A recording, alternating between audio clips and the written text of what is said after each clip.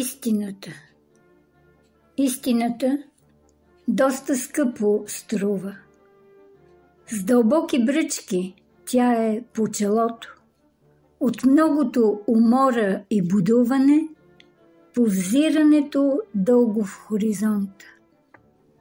Това е огънят от чиста водка, която без гасене се преглъща.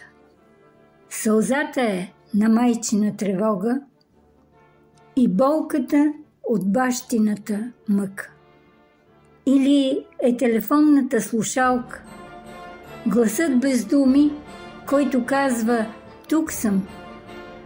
Усмивката с подавена в сирака, видял и тая нощ на сън дома си. Тя, истината, винаги е проста. Рисунка от ръка на сляп художник, очите детски, фея на доброто, безкрайна самота и скучна проза.